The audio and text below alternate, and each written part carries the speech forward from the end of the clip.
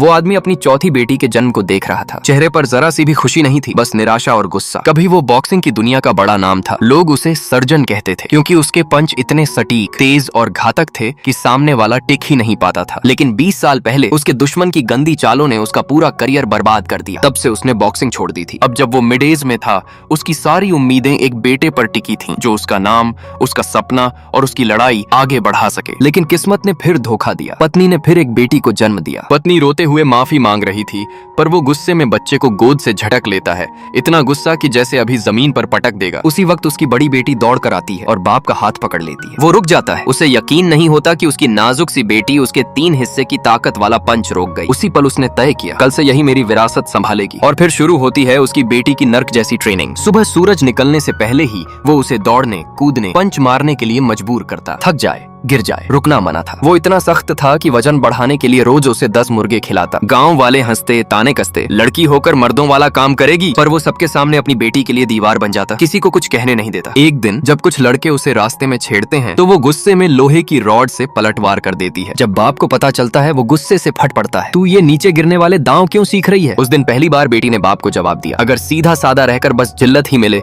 तो मैं चालाक बनना ज्यादा पसंद करूंगी। उसकी ये बात सुनकर बाप चुप हो जाता है। उसे अपने पुराने घाव याद आते हैं। वो भी तो किसी की चालबाजी का शिकार हुआ था। काफी देर चुप रहने के बाद उसने तय किया कि अब वो सब कुछ सिखाएगा जो उसने जिंदगी में सीखा है। पार्ट 2 के लिए कमेंट करें।